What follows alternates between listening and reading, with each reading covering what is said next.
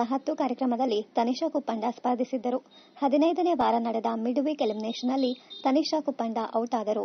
Big Boss ಮನೆಯಿಂದ ಹೊರಬಂದ ಮೇಲೆ ತನಿಷಾ ಕುಪ್ಪಂಡ ಹೊಸ ಹೆಜ್ಜೆ ಇಟ್ಟಿದ್ದಾರೆ. ಸ್ವಂತ ಜ್ಯುವೆಲರಿ ಬ್ರ್ಯಾಂಡ್ ಆರಂಭಿಸಿದ್ದಾರೆ ತನಿಷಾ ಕುಪ್ಪಂಡ. ಕುಪ್ಪಂಡಾಸ್ ಎಂಬ ಸಿಲ್ವರ್ ಜ್ಯುವೆಲರಿ ಬ್ರ್ಯಾಂಡ್ನ ತನಿಷಾ ಕುಪ್ಪಂಡ ಲಾಂಚ್ ಮಾಡಿದ್ದಾರೆ.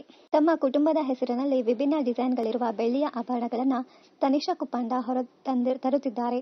ಬಿಗ್ ಬಾಸ್ ಮನೆಯೊಳಗೆ ತನಿಷಾ ಕುಪ್ಪಂಡ ಇದ್ದಾಗ ಫ್ಯಾಮಿಲಿ ವೀಕ್ ನಲ್ಲಿ ತಂದೆ, ತಾಯಿ ಹಾಗೂ ಸಹೋದರಿ ಭೇಟಿ ಕೊಟ್ಟಿದ್ದರು.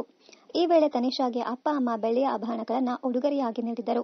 ಆಗ ಕುಪ್ಪಂಡಾಸ್ ಅಂತಲೇ ತನಿಷಾ ಹೇಳಿದರು. ಈಗ ಅದೇ ಬ್ರ್ಯಾಂಡ್ನ ತನಿಷಾ ಕುಪ್ಪಂಡ ಲಾಂಚ್ ಮಾಡಿದ್ದಾರೆ. ಕಾರ್ತಿಕ್ ತಂಗಿಗೆ ಮಗುವಾಗಿದೆ ಎಂಬ ವಿಷಯ ತಿಳಿದ ಕೂಡಲೇ ಬೆಳ್ಳಿ ಉಡುದಾರವನ್ನ ಉಡುಗೊರೆಯಾಗಿ ಬಿಗ್ ಬಾಸ್ ಮನೆಯಲ್ಲಿ ತನಿಷಾ ಕೊಟ್ಟಿದ್ದರು. ಫುಡ್ ಹಾಗೂ ಜ್ಯುವೆಲರಿ ಬಗ್ಗೆ ತನಿಷಾ ಕುಪ್ಪಂಡಗೆ ತುಂಬಾ ಇಂಟ್ರೆಸ್ಟ್ ಇದೆಯಂತೆ. ಹೀಗಾಗಿ ಹೋಟೆಲ್ ಮತ್ತು ಜ್ಯುವೆಲರಿ ಉದ್ಯಮಕ್ಕೆ ಕೈ ಹಾಕಿದ್ದಾರೆ. ತಾವು ಹೋಟೆಲ್ ಆರಂಭಿಸುವ ಮೊದಲೇ ಜ್ಯುವೆಲರಿ ಬ್ರ್ಯಾಂಡ್ ಲಾಂಚ್ ಮಾಡುವ ಬಗ್ಗೆ ತನಿಷಾಗೆ ಆಲೋಚನೆ ಇತ್ತು. ಆದರೆ ಇದಕ್ಕೆ ಹೆಚ್ಚು ಸಮಯಾವಕಾಶ ಬೇಕಿತ್ತು. ಹೀಗಾಗಿ ಮೊದಲು ಹೋಟೆಲ್ ಆರಂಭಿಸಿ ಇದೀಗ ಬೆಳ್ಳಿಯ ಆಭರಣಗಳ ಬ್ರ್ಯಾಂಡ್ಗೆ ತನಿಷಾ ಒಡತಿಯಾಗಿದ್ದಾರೆ.